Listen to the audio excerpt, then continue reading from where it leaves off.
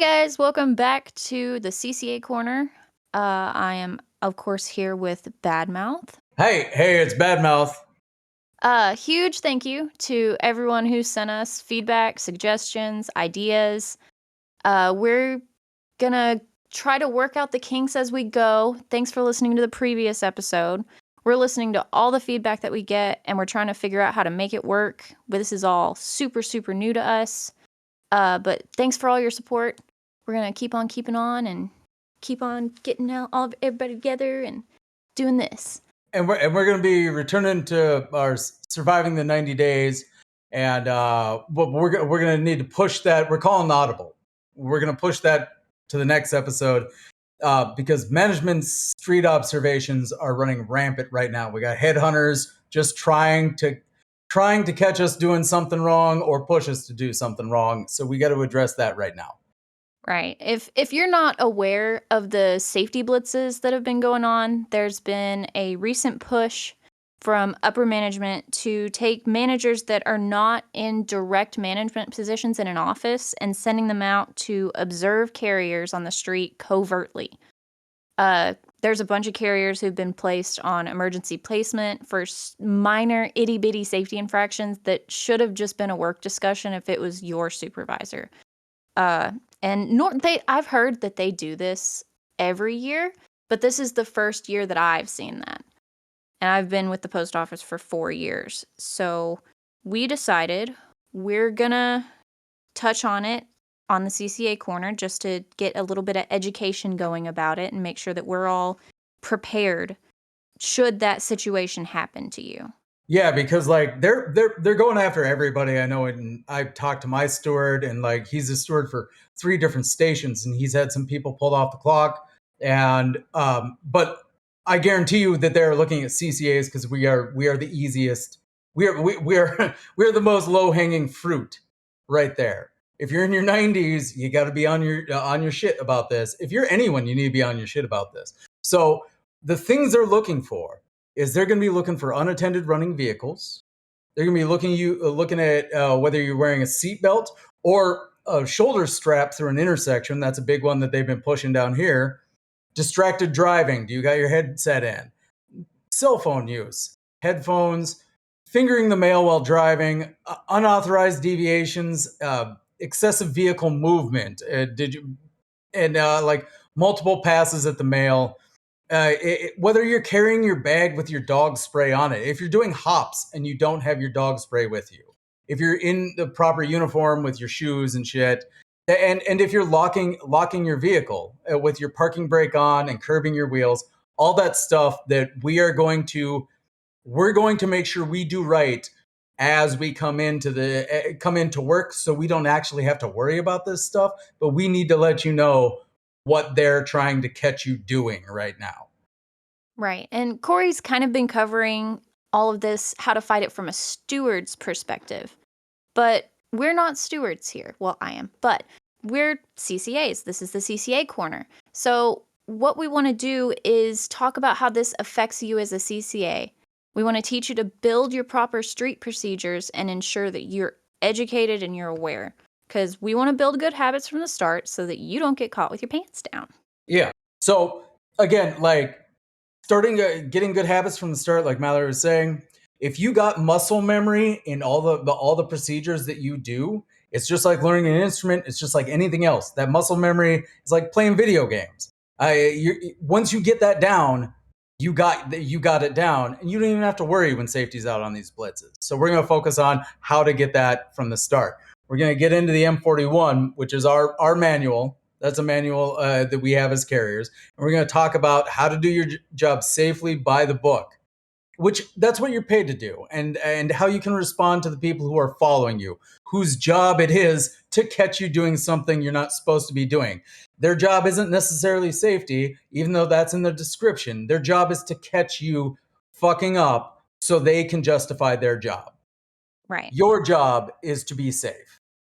So the 3 main things that we want to cover are your good habits, the M41 language, and what to do if you're being followed.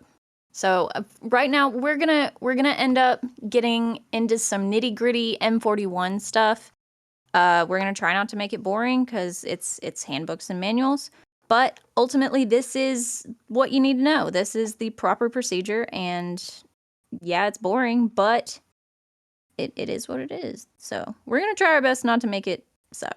And with that, in the mandate that this won't suck more than it has to, we're going to get into Section 16 of the M41. That states that under supervision, carriers may be expected to be supervised at all times while performing their daily duties. Like, you're already carrying this scanner that they can that they're using to watch you on the screen all the time from their chairs. If they deign to get out of that chair and brave the world with the rest of us, they will be sneaking around to try and catch you. And they have that right. That's their job. That's their job, honestly. So you just got to be ready for that. And like you do a good job. You do a good job. You want to do things right. You're working safely, right? So that shouldn't be a concern. If they want to come out and see you work, step into my office, bro. It's hot out here, right? So what that means, they're going to be out on the street trying to catch you slipping, but they can't catch us slipping because we do our job right, right? That's why it's important to start these habits now, because they can show up at any time, and that's fine. That means that they're doing their job, which is, I ain't gonna get into Rare. it. So, some of the language from the delivery and collection rules section of the M41. 133.2. Do not finger the mail while driving, or when walking up and down steps or curbs, when crossing streets, or at any time it would create a safety hazard to the carriers or to the public. 133.3. Use crosswalks while crossing busy streets and follow traffic signals or the direction of traffic control personnel. I've never seen traffic control personnel. I'm in the middle of nowhere though. But yeah, follow their direction, I guess. 522, which this is collections, but it's still relevant. Attach keychain to belt or clothing. Do not detach keys from chain. Keep in pocket when not in use. Dangling or swinging keychains are dangerous. All that's really self-explanatory. Just don't overthink it. Don't put yourself in a position where you could get hurt or lose postal property, because that would suck. We don't want that.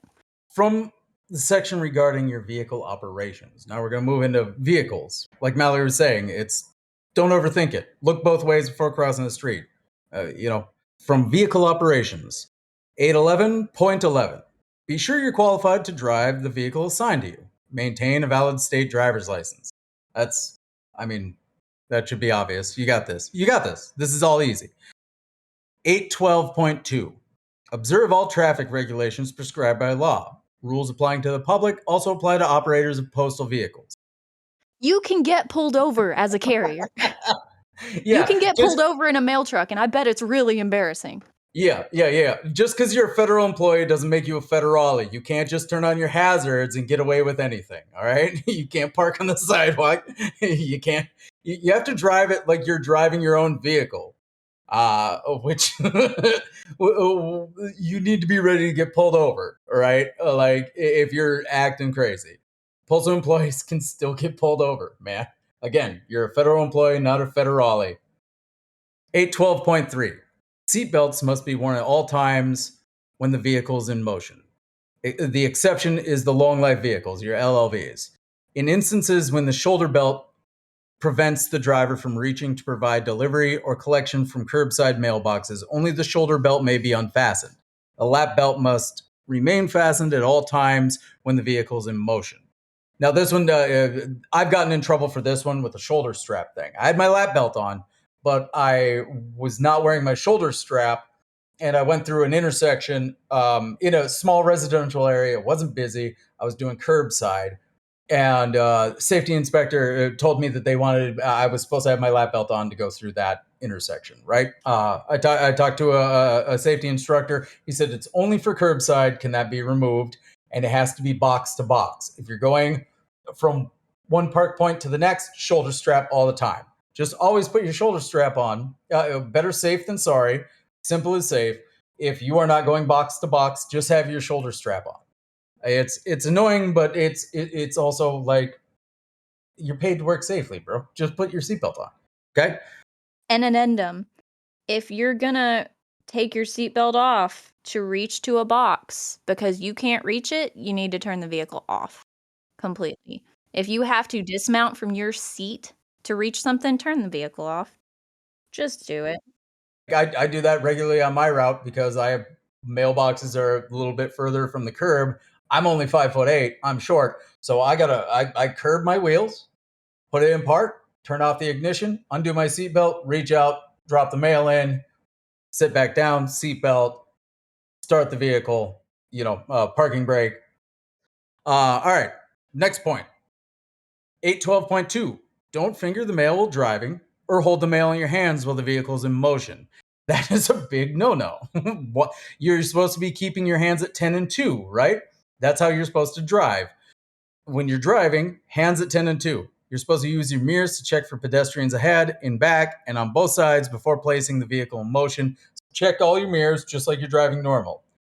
Don't don't be messing with the mail. Like, if you're on curbside, drive to the next box, stop, look. Oh, I don't even have anything for this box. That's fine. That's doesn't matter. Don't be fingering the mail. Don't be messing with the mail or your packages or your scanner while you're in motion. All right. 812.31.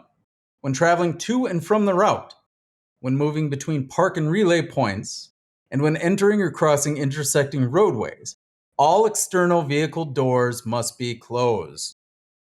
When operating a vehicle with sliding driver's cab doors on delivery routes and traveling at intervals of 500 feet or less at speeds not exceeding 15 miles per hour between delivery stops, the right-hand sliding cab door may be left open.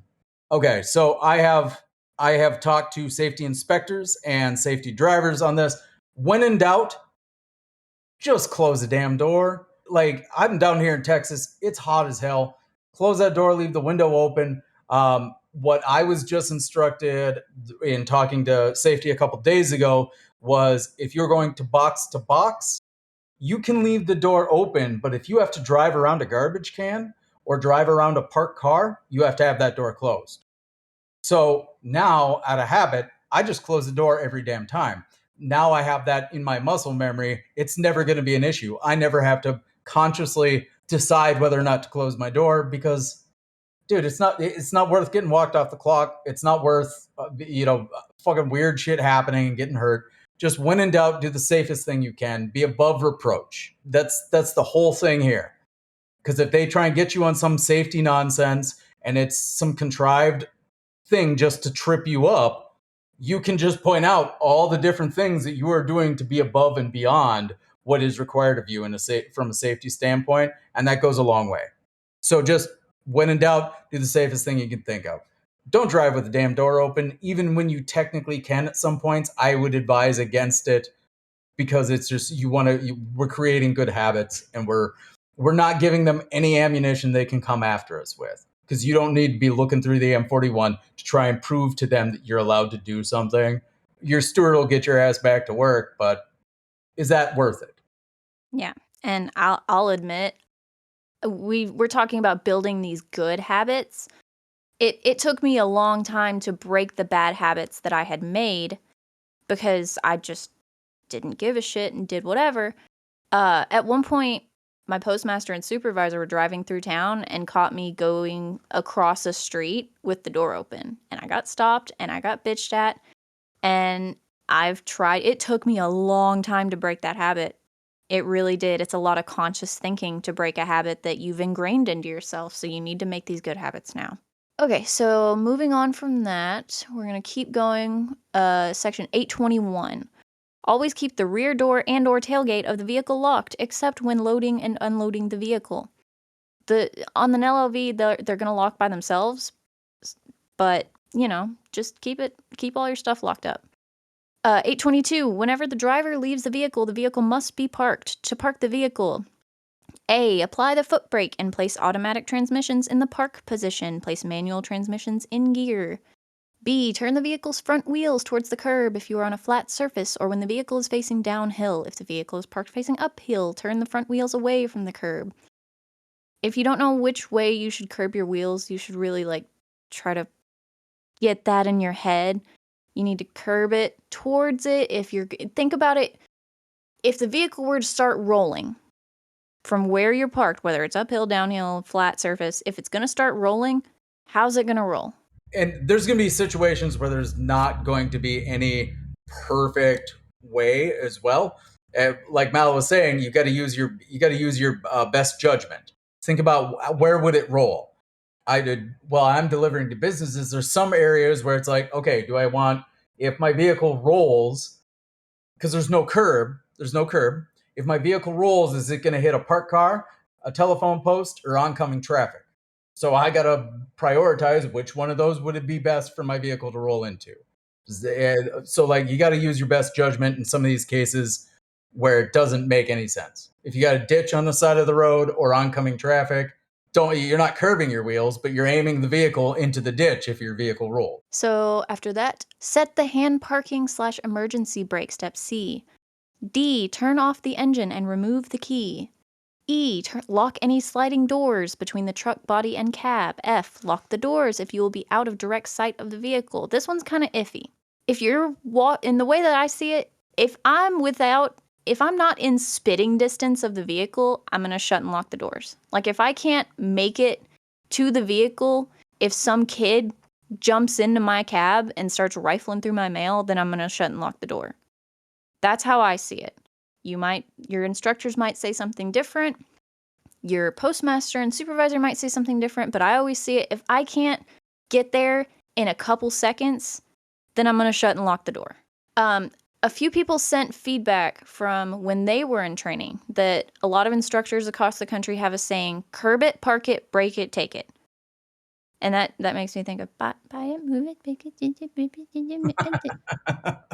I really hope that somebody doesn't do a remix of that one day. But curb it, park it, break it, take it.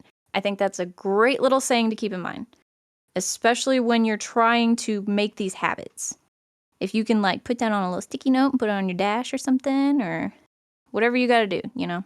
Yeah, and that again, that's what I'm talking. That's what we're talking about when we talk about muscle memory. Because I do that shit in my own car, and my e-brake hasn't worked in 10 years. Like, it's a good habit to get into because then you don't have to think about it. You don't have to think about it. It's just you're just doing it, right? So yeah, I love that curb it, park it, break it, take. It reminds me of the bop it. Bop it, pull it, twist it. Yeah, exactly. Exactly. Another important thing to remember is safe backing, right? So, like, it's not the safety blitz presentation, but it's not on the safety blitz presentation, but it's one that a lot of people are getting flack for. We all got them big stickers that says "avoid backing when possible."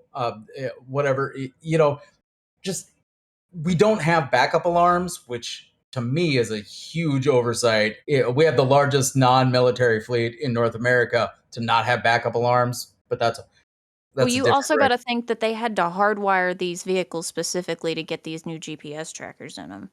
Yeah, yeah. I talked to a safety instructor, and he told me the reason they don't put the backup alarms in them is because it would encourage people to back up, which to me that doesn't make that just sounds like justification for not paying the money to put them in there. Yeah, that's Because probably what it is. I'm not wearing my seatbelt because I'm excited for a crash. Like, whatever. That's neither here nor there. But okay, we're supposed to avoid backing up because backing up in these vehicles is dangerous because you don't got a rear view mirror. You can't see out the back end. And, so they're going to be looking for you backing up. Never, if you're on curbside and you pass a mailbox, curb it, park it, break it, take it, and walk back 10 feet, man. Like you're paid by the hour. Why put it in reverse? Okay. But there are rules about backing up because you have to be able to back up. It doesn't say backing up is never back up because that's impossible in the real world. So the rules about backing up, though, we can find in the EL 801. The EL 801 is the supervisor's safety handbook. You need to be able to back up, right? So we're going to go over the rules about backing, and they can be found in the handbook, the EL 801. It's a supervisor safety handbook, right? Sections 3 through 5.4 states, move a vehicle only when absolutely certain that it is safe to do so, especially if children may be nearby. If not absolutely certain, you must dismount, so curb it, park it, break it, take it, And then circle the vehicle, check underneath to make sure it's safe to move the vehicle. Section 3 through 5.6 states, backing accidents are preventable. Drivers must never back a vehicle until they are sure the way is clear.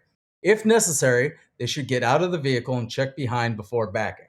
We see that sticker, check before backing. We see that sticker all the time. That's what it means. You got a rear view mirror, get out, make sure there's nothing behind you. All right, so finally, a section of the M39, which is management's handbook. We got the M41, they got the M39.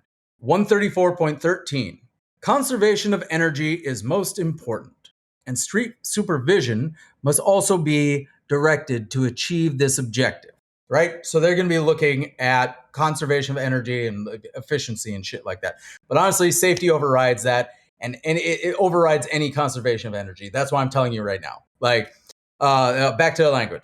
Supervisors must not permit unauthorized deviations of route, engine idling for excessive periods, wasteful driving habits, and unauthorized or excessive vehicle stops and moves on park and loop routes.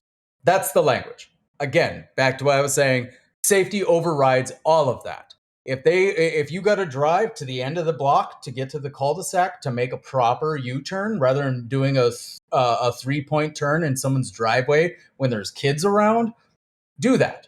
If you got to drive all the way to the end of the block, take a right, take another right at the end of that block, and take the right around to back around rather than trying to pull a U-turn in the middle of the block or a 3-point turn in the middle of the block. Do that. Their conservation of energy shit, that's ideal, but working safe trumps that shit. It overrides that shit every time. So that's what I'm telling you right now. Just do the safest thing possible. Don't pull a U-turn.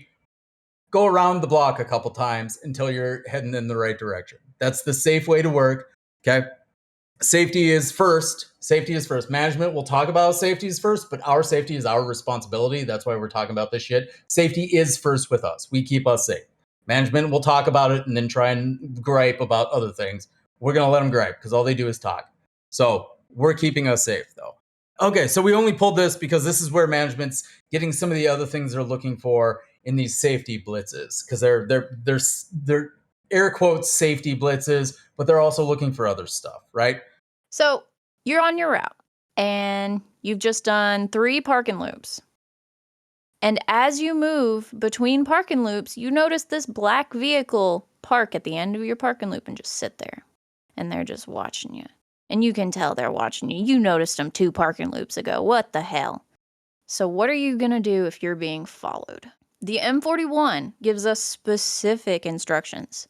In section 133.6, report immediately when you are being followed. A number of important arrests have resulted from such reports. So if you're being followed on the street, you have every right to call the police. You know, I'm a little girl. If somebody's following me, I'm going to call the cops. Cuz I'm not playing these games with people. I don't know if it's a supervisor. They got blacked out windows. Who the hell is that? I'm calling the cops. There's an excerpt from an article on safety from Manny Peralta in the Postal Record from June 2023. And it said, if you feel you're in immediate danger, call 911 and remove yourself from the location or situation and then report to your supervisor and union steward. If you haven't heard about the rampant robberies and murders of letter carriers across the country, it's real. It's happening. You need to call the cops if someone's stalking you. Because if they haven't identified themselves to you, then who the hell? It could be like a trafficker or something. You don't know who they are until they identify themselves to you. So I say, fuck it, call the cops. So then, if I'm approached by someone on the route who claims to be a postal employee, I'm going to ask them for their badge and identification. And even then, have you ever Googled postal employee badge? Because there's 5 legitimate badges in Google Images the first thing, right when you Google it. Like I said, I'm a little girl. I don't trust people not to do some shisty shit, like make a fake badge. All right, get in the car. You're going on EP, and then they fucking traffic me off to fucking God knows where. I don't trust it. So I am not answering any questions that they have without asking for my steward. Anything you say can be used against you in an investigation. And your steward needs to be there. So if they start asking you, why didn't you curb your wheels a minute ago? I'm steward. They ask you why your door was open through an intersection? Steward. You should follow your steward's instructions to a T. You call your steward, you tell him, hey, they just pulled up on me. They're wanting to put me on EP. They're wanting to take me back in the office for questioning. Don't answer anything. You wait for that steward to get there. If they refuse your right to a steward, that is a violation of your Weingarten Rights. And we'll have a guest on in just a second to talk about Weingarten Rights, so we'll get into that. So the manager says, all right, well, you violated blah, blah, blah, blah, blah, blah, blah handbook, and we're going to put you on EP. I need your keys. No, you're not taking my key. Who are you? I don't know who you are. You're not my supervisor. You're not my postmaster. You're not anybody that I know. You're some rando from HQ. You're not taking my keys. I'm accountable for my vehicle keys. I signed for them this morning. The only person I'm giving my keys to are my supervisor or my postmaster. I'm not going to get in a car with a stranger either. If y'all want to put me on EP, or if y'all want to take me back to the office, I'm driving there myself, or my postmaster or supervisor can come pick me up in their car. I'm not doing this with some stranger who's claiming to be from HQ. They probably are from HQ. I could probably get in some shit for this, but I'm protecting myself. My safety is my priority, not management's. They say everybody's safety is their priority, but my safety is my priority. It's your job, just like it's your job to work safely. It's your job to keep the mail secure, keep the vehicle secure. So, like Mallory was saying, all that stuff. Like when they're asking you for the keys, no, that's an accountable item. This vehicle is postal property. I don't know you. Don't give it to them because you have every right to defend yourself if they say that you are a problem and not giving them the keys by saying that, like, no, it's my job to keep my shit secure. Like, this is my shit to keep secure, right? So Mallory's exactly right, and like, there's no way you're gonna get in trouble by saying I'm not gonna hand my keys to someone I don't know. So, speaking of asking for your steward and Weingarten Rights, we are going to throw it over to Chris Reed. He's going to do a little section real quick. He's a member of the Concerned Letter Carriers movement. He's going to discuss your rights, which are known as your Weingarten Rights. To my union brothers and sisters, aloha. As previously mentioned, my name is Chris Reed, and I am the social media director of the CLC, and I am also the president of Kailua Kona, Hawaii Branch 5516. But before we begin on the topic at hand, I just want to provide a brief background. I began my postal career in March of 2021 as a CCA. COVID was still around, so we were working 99-hour weeks. The management was gracious enough to let us walk out at 99, knowing that they're going to have issues paying us beyond those hours. And we also had a rural issue. Once we were finished with our city assignments, we then had to go over to the rural side and deliver their routes. And we had an ORC at the time who treated the CCAs like shit and told us, "You're CCAs, I can do whatever I want with y'all." I come from a unionized background. My immediate and extended family are all Teamsters, and a lot of them are active in union representation. First thing I did, I pulled up the national agreement and the JCAM. I came across Article 3 and 7, and the next time he brought it up, I said, I think Article 3 says otherwise, and he just basically said, well, you're not the steward, and kind of left it at that. So November of 2021, the same year I became a CCA, I became the shop steward.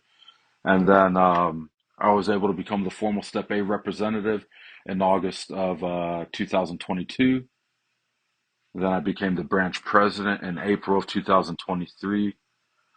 And I've been privileged and honored to be able to put cases on as an arbitration advocate for Region 1 that began in June of this year.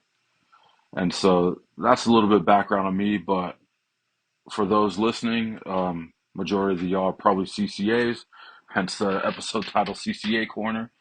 I understand what it is like to be a CCA. It is rough, but my best advice is to educate yourselves.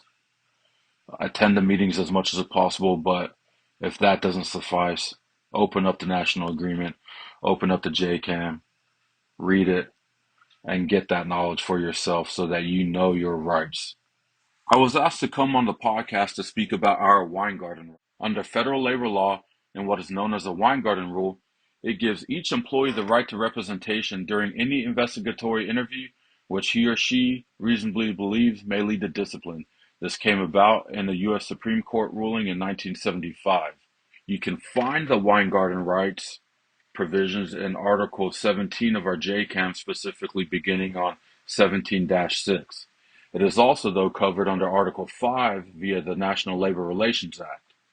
On JCAM page 17-6, it states, federal labor law in what is known as the Weingarten Rule gives each employee the right to representation during any investigatory interview which he or she reasonably believes may lead to discipline.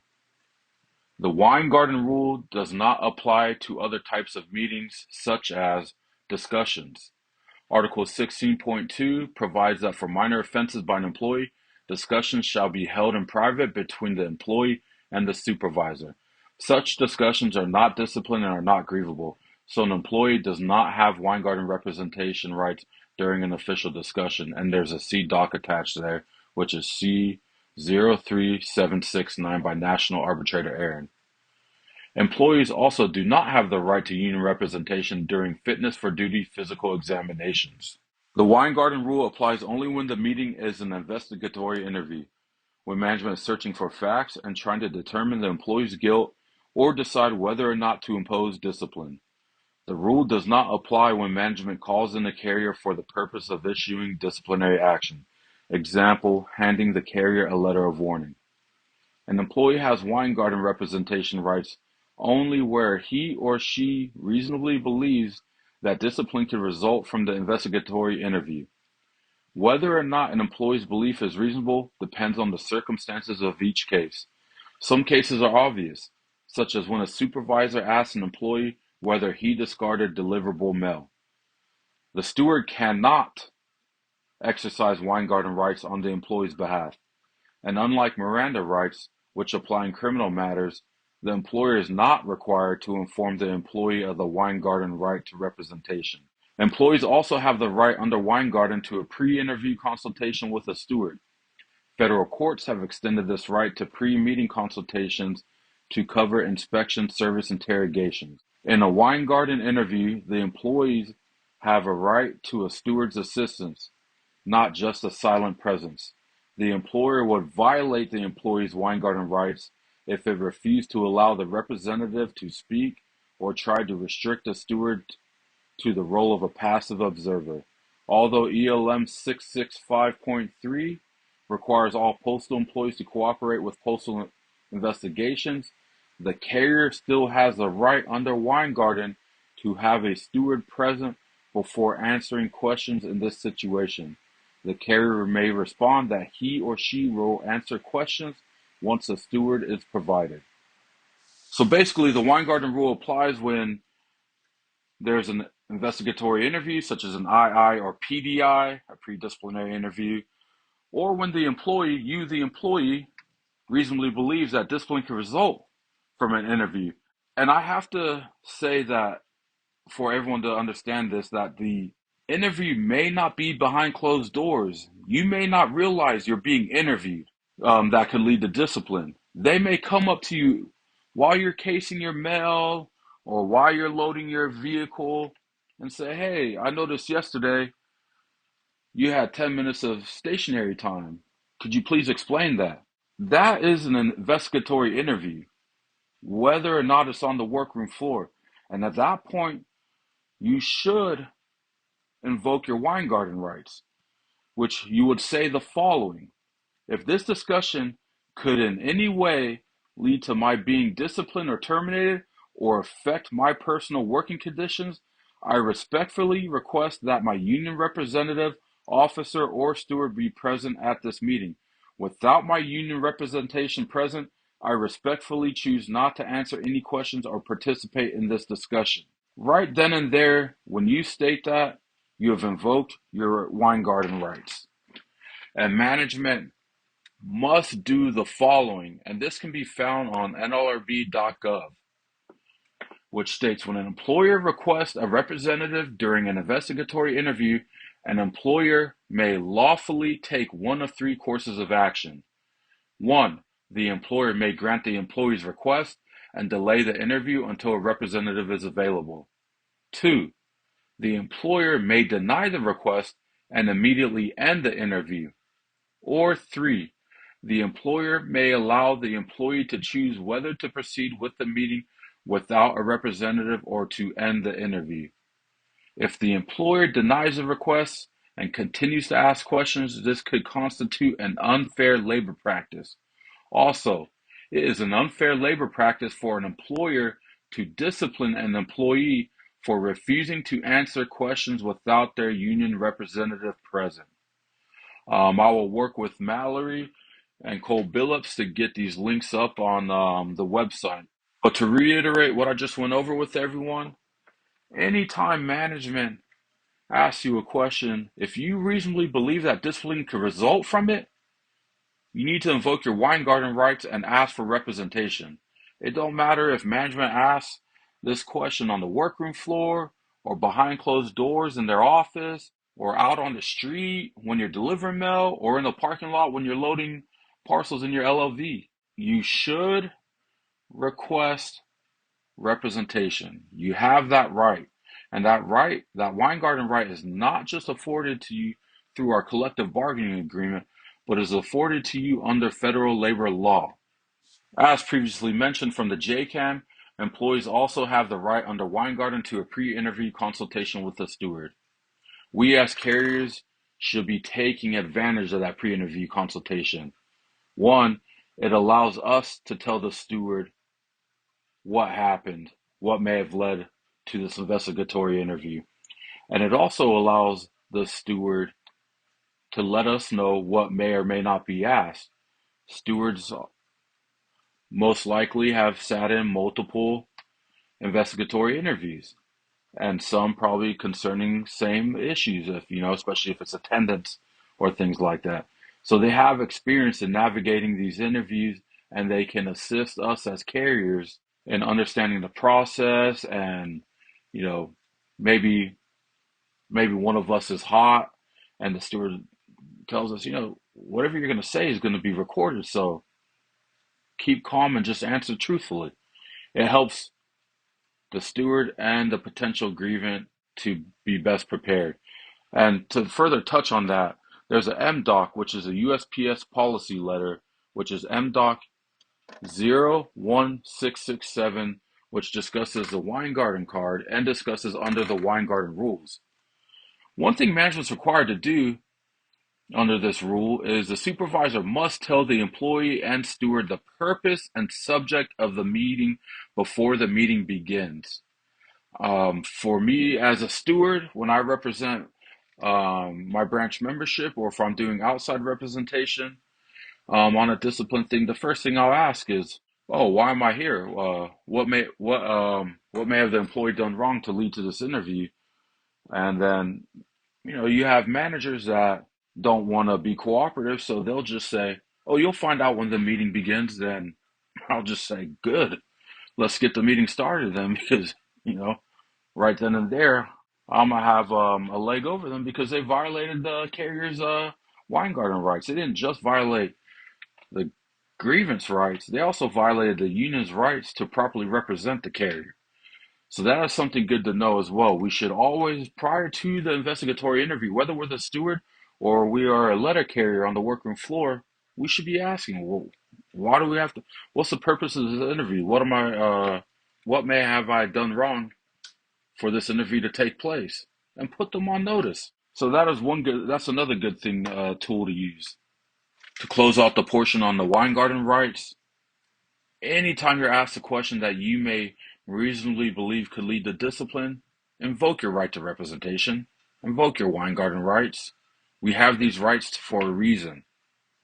Management is not required to let us know of our Weingarten rights. They are not required to find us a steward. So we need to be proactive in requesting a steward, requesting union representation. And I'm hoping Mallory and Cole will put it up on the website, the links that I'll send to them, so that you can see in quotations what the NALC prefers us to say. But you could also get that from the NALC headquarters. NALC headquarters, if branches request it, will send Weingarten rights cards for free to the branch's mailing address. I have done that recently. I've requested about 90 cards. They came in. We laminated them and we passed them out to the membership so that anytime an employee is questioned and they may believe it may lead to discipline, they invoke their Weingarten rights or the right to representation. Be blessed out there, and thank you for having me on. One thing we want to talk about solidarity. This is kind of my soapbox. While we're talking about new habits, and so we have a solidarity problem in our union. It's part of the reason our union doesn't have teeth right now. We have bad leadership, and we kind of have a solidarity issue, right?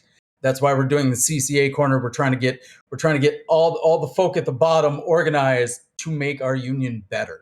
Okay, and I'm not gonna spend too much time bitching about some people who are frustrating in that office. When you as a new jack come into that office, you're gonna run into some people who throw CCAs under the bus. Who they talk about how back in their day they were a CCA and they walked uphill both ways with no shoes on, and they needed someone to crank their LLV, whatever. I don't give a shit.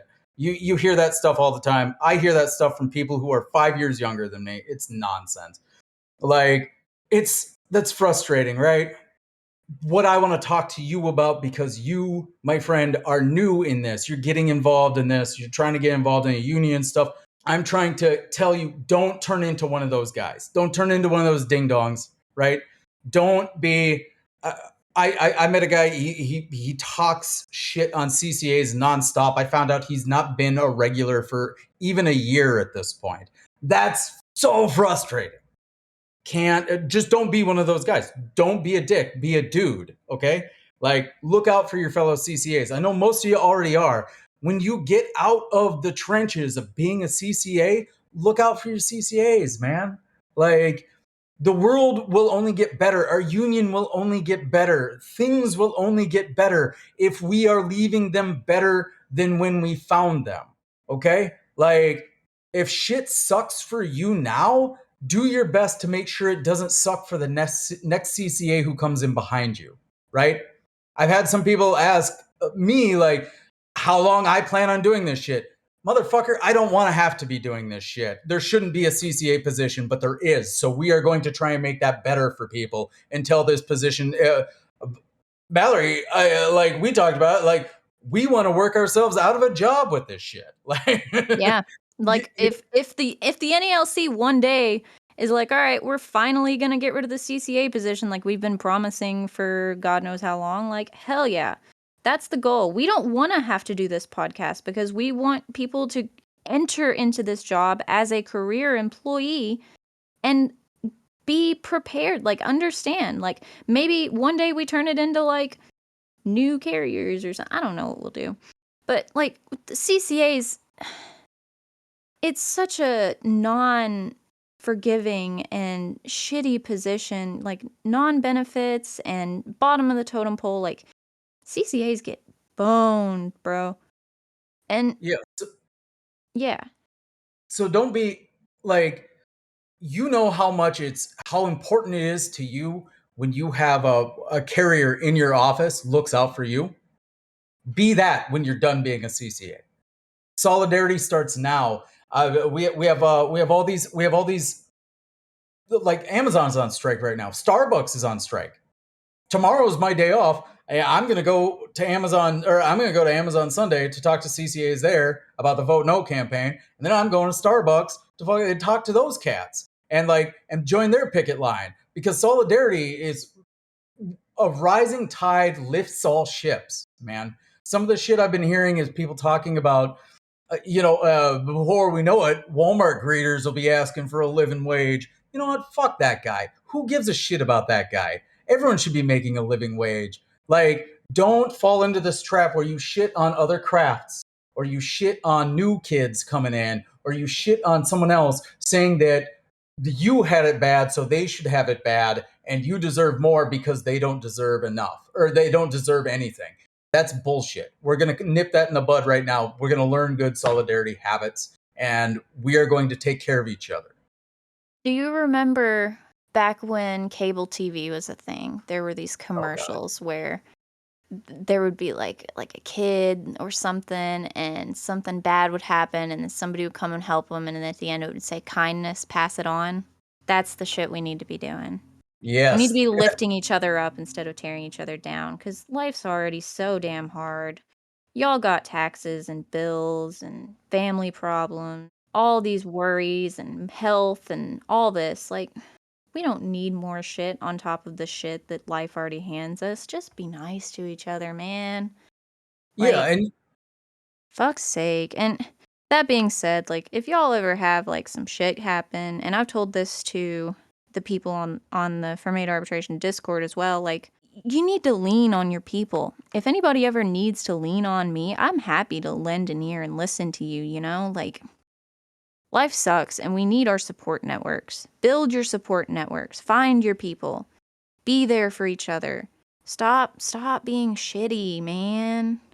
yeah, and like that's exactly like you just most of you like I at Amazon Sunday, going to Amazon Sunday, I see CCAs taking care of each other like fucking mad. Don't be one of those dudes who gets out and says, I got mine, fuck you, sort of shit. Don't do that. Don't become that dick in the office that throws CCAs under the bus. You're better than that. Don't let this meat grinder change that. We're all looking out for each other already. Let's just keep it up. I'm proud of you guys who are looking out for each other. Like it's brilliant. So yeah, rising tide lifts all ships. Support everybody, because we're all fighting, we're all struggling. Like Mallory was saying, like it's yeah, life sucks enough to not. Life sucks enough. Don't show up at work and make it worse on someone else later. Like just don't be a dick. Be a dude. That's solidarity. Soapbox. Right. Well, I guess that does it for this episode. We touched on what we're gonna do during these safety blitzes, the good habits that we're gonna make. Yeah.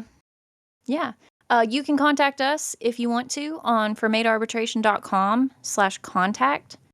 Our emails are Morris, MORRIS at fermatearbitration.com, and Mallory, MALLORY at fermatearbitration.com. There's also the CCA Corner on the Fermate Arbitration Discord, and Reddit now has a CCA Corner Flare, and we're in there. We're trying to keep an eye out for posts if y'all want to talk to us about anything, or if you want to give us feedback or comments or anything that you think we could use in the future. There's tons of topics that we want to cover in future episodes. We've got a huge list. We're going to go over postal terminology. We got all about breaks, schedules, call-in guarantee, being on call. We're not. An in-depth guide to being loaned and travel, Amazon Sunday, do-don'ts, tips and tricks, benefits, and when you qualify for them, conversion, how to leave the bottom of the totem pole, management, the do's and don'ts, and staying strong and what to do when you get down on yourself. Tons of topics, tons and tons and tons of topics. Lots of stuff we can do. That being said, there's tons of other topics we could hit. If you'd like to see us do an episode about a particular topic, you can submit them to us by email. You can use the submission box on the contact page on the website, the Discord, or Reddit. Yeah, so we're gonna try and do an episode every other week as of now. Thanks again for joining us and listening, and on behalf of all of us, including Cole, the Wizard of the Ones and Twos, our producer. We appreciate each and every one of you, and we'll see you in a few weeks.